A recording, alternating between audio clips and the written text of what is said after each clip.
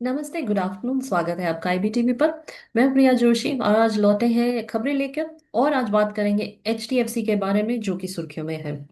तो पहले देखते हैं बाजार। आज बाजार ग्रीन में है। कल हमने भारी गिरावट देखा था और 2600 पॉइंट मार्केट नीचे था। कल सेंसेक्स नीचे था, लेकिन आज ग्रीन में है बाजार। सेंसेक्स एट दिस आवर इस वक्त 1 बजा है और सेंसेक्स जो है 709 पॉइंट्स ऊपर है एट 74,916।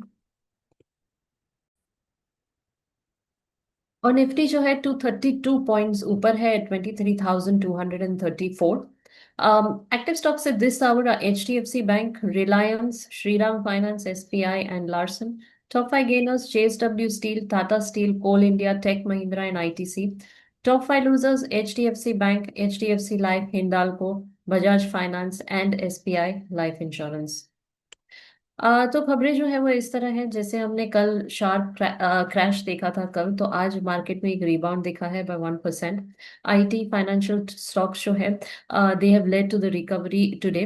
और कल हमने देखा था भारी गिरावट बाजार में, लेकिन आज जो है ग्लोबल सेंटिमेंट इंप्रूव हुए हैं।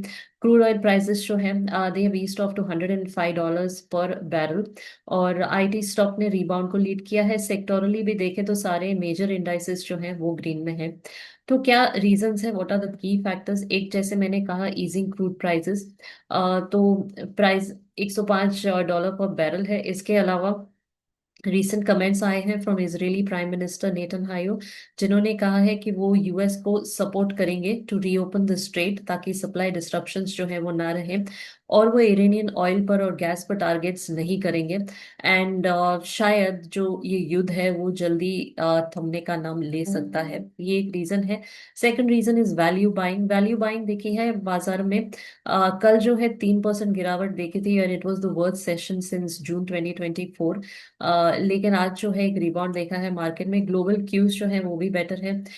यूएस स्टॉक्स कल नीचे बंद हुए थे, लेकिन फ्यूचर्स इस वक्त ऊपर नजर आ रहे हैं। और एक खबर, जैसे मैंने कहा, कि इसराइल ने कहा है कि वो स्ट्राइक्स को होल्ड करेंगे और इरानियन एनर्जी इंफ्रास्ट्रक्चर। और प्रेसिडेंट ट्रम्प ने भी ये कंफर्म किया है कि वो ग्राउंड पे ट्रूप को डिप्लॉय नहीं करेंगे। इसके बाद जो है आज बाजार में एक हल्का सा पॉजिटिव सेंटिमेंट है।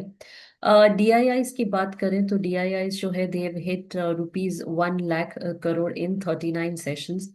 और 12 सेशंस की बात करें तो ये सेकंड टाइम हम ये देख रहे हैं। सो फार अगर देखें 2026 में, तो डीआईआईज ने इन्वेस्ट किया है over 2.03 lakh crore rupees in equities, continuing the strong participation after the record inflows of more than 7.75 lakh crore 25, और 2024 में 5.23 लाख करोड़ डीआईआईज ने इन्वेस्ट किए थे। इसके अलावा गोल्ड सिल्वर ईटीएफ्स जो है वो भी ऊपर नजर आए हैं 2.5%, क्योंकि ब्रेंट क्रूड जो है वो हल्का सा ईज होता हुआ नजर आया है। और रुपी जो है वो हल्का सा वीक है। कल सुर्खियों में ये भी था कि एचडीएफसी बैंक के चेयरमैन ने रिजाइन किया है। तो उसके बारे में भी बात करते हैं कि एचडीएफसी का स्टॉक शेयर है, उसका रेटिंग बाय पे है।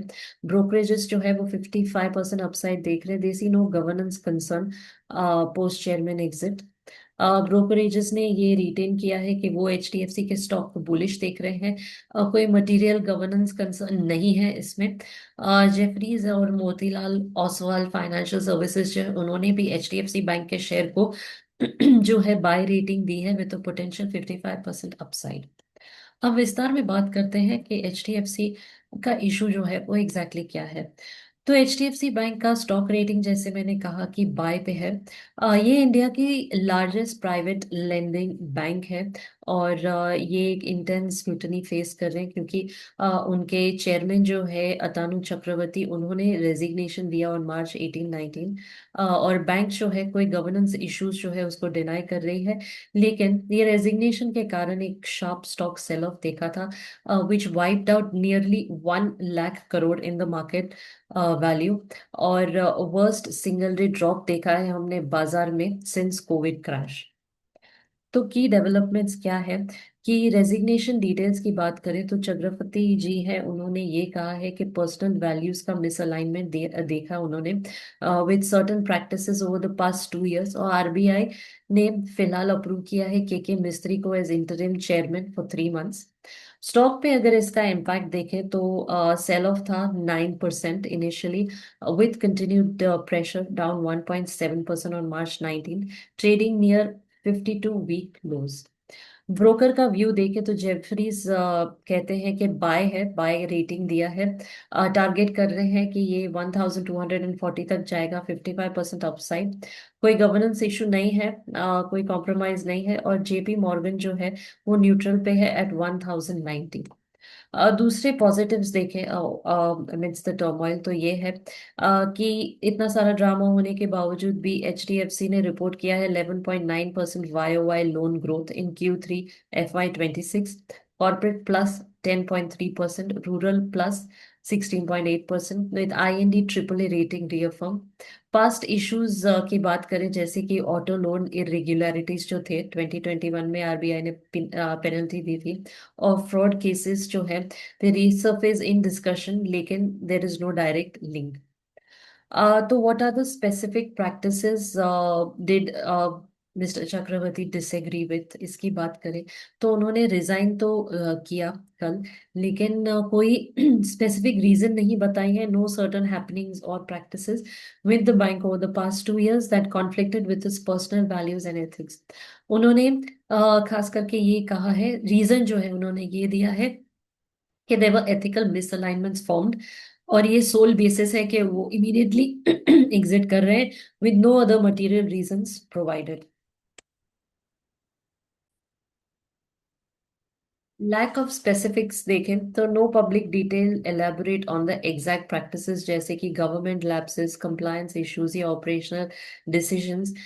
ये कुछ खास बाहर नहीं आया है, और उनके लेटर में भी किसी का नाम मेंशन नहीं है। बैंक ने कंफर्म किया है रेजिग्नेशन, लेकिन एम्फसाइज किया है कि no further context beyond his words. Bank और बोर्ड का रिस्पांस देखें तो इंटरिम चेयरमैन के मिस्त्री ने ये बोर्ड को कहा है कि he is unaware of any material operational और governance concerns, ruling out power struggles and affirming the bank's integrity. Analyst कहते हैं कि they say they note the vagueness has fuelled speculations, लेकिन कोई इमीडिएट रेड फ्लैग्स नहीं देख रहे हैं बियॉन्ड पास्ट आरबीआई पेनल्टीज और अनरिलेटेड मैटर्स। तो जो इंटरिम चेयरमैन आए हैं के मिस्त्री, वो कौन है? तो के मिस्त्री जो है ही 71 years old, और वो एक वेटरन चार्टर्ड अकाउंटेंट है, appointed as H D F T bank's interim part time chairman effective from March 19, that is yesterday, और 3 महीने के लिए रहेंगे following Atanu Chakraborty resignation. RBI ने अप्रूव किया है इस रोल को, leveraging is deep ties to HDFC ecosystem.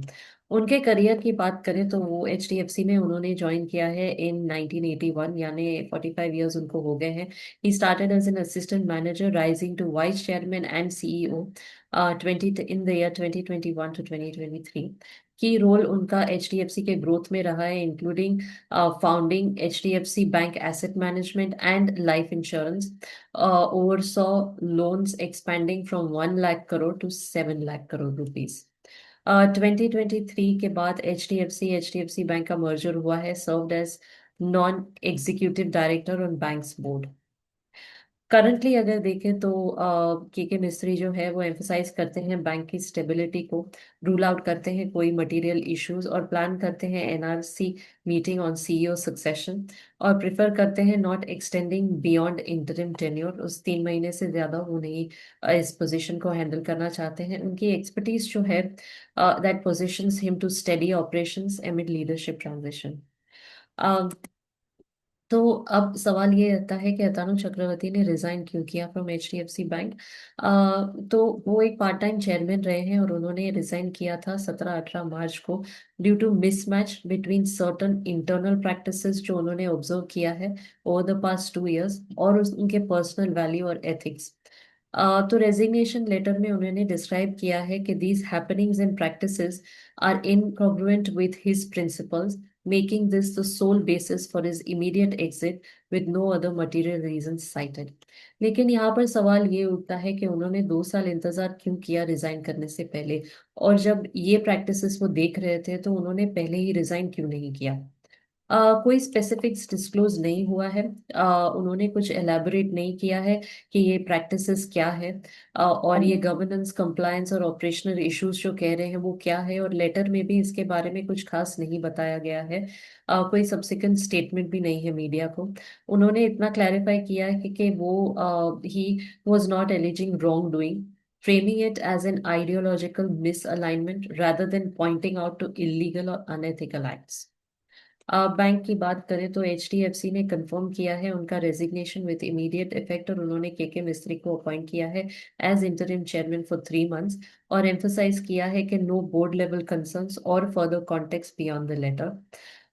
Market में इसके कारण थोड़ा सा पैनिक हुआ है और शेयर्स ड्रॉप हुए हैं, though the bank and analyst downplayed the systematic risk. तो इसका इम्पैक्ट क्या हुआ है एचडीएफसी बैंक के स्टॉक प्राइस पे, तो उनके रेजिग्नेशन के बाद मार्केट में एक शार्प सेल ऑफ देखा था हमने बैंक के शेयर्स में। स्टॉक प्राइस रिएक्शन देखें तो शेयर्स जो है ये नियरली 9% नीचे गए थे in intraday to 52 week low of 770 before partial recovery. Closing 798 rupees पे हुआ है, marking the steepest single day drop since covid 2020 crash. This erased nearly 1 lakh crore from market capitalization within minutes of market open. Ongoing pressure की बात करें तो दो stock जो है इसने 1.7% लॉस एक्सटेंड किया on March 19 amid governance concern, trading nearly 52-week low with weak sentiment. ADRs in the US also fell over 7%, reflecting global investor unease despite the bank's denial of material issues. RBI की बात करें तो what did RBI say about HDFC bank after the resignation, तो RBI ने एक statement issue किया है reassuring markets that it found no material concerns regarding the bank's conduct और गवर्नेंस। अगर ऐसी बात है कि उन्होंने कुछ मटेरियल कंसर्न नहीं देखा है तो फिर ऐसी क्या बात है कि रेजिग्नेशन दिया गया था बाय मिस्टर चक्रवर्ती, और आरबीआई ने क्या ठीक से जांच की है before they give a clean chit कि उनको कोई मटेरियल कंसर्न्स नहीं नजर आते हैं। आरबीआई के की पॉइंट्स की बात करें तो सेंट्रल बैंक ने डिस्क्राइब किया है HDFC bank as a domestic systemically important bank with sound financials. एक प्रोफेशनली रन बोर्ड है उनका और कॉम्पिटेंट मैनेजमेंट है। ये अप्रूव करता है the transition to interim chairman K Mistry, और एम्फोसाइज करता है कि बैंक जो है remains well capitalised with satisfactory financials and sufficient liquidity. अगर ये अचानक से इनका रेजिग्नेशन हुआ है तो क्या रीजन है, शायद ये हमें जानना जरूरी है और आरबीआई को ये क्लियर करना चाहिए कि एग्जैक्ट इशू क्या रहा है। RBI has noted it's periodic assessment showed no red flags countering speculation from the abrupt exit. It plans ongoing engagement with the board, aligning with reports that the resignation stemmed from personal differences rather than regulatory issues. कहते हैं कि ये personal difference था, कोई regulatory issue नहीं है, कोई और मैल प्रैक्टिस उनको नजर नहीं आया है, लेकिन तो अचानक रेजिग्नेशन क्यों हुआ है, ये भी एक सवाल उठता है। और ये शायद हमें एचडीएफसी बैंक या आरबीआई को ये बात जरूर क्लियर करनी चाहिए कि ऐसा सडनली क्यों हुआ है। अगर पर्सनल रीजंस कह रहे हैं और साथ में ये भी कह रहे हैं कि मटेरियल इश्यूज नहीं है लेकिन उनको कुछ बातें पसंद नहीं थी तो रिजाइन किया है, तो what are the exact reasons for resignation? I think we as people do need to get a clarity on that. तो ये मैंने एचडीएफसी के बारे में बात की है जो कल रेजिग्नेशन हुआ है बाय अतानु चक्रवर्ती, उसके बारे में बात की है। आशा करते हैं कि आपको ये जानकारी पसंद आई होगी।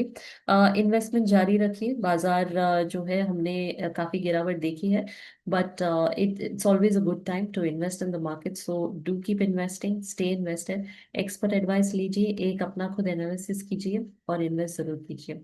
Thank you so much for joining us today, this is all for now. अब आपको सोमवार को मिलेंगे। नमस्ते, थैंक यू फॉर ज्वाइनिंग।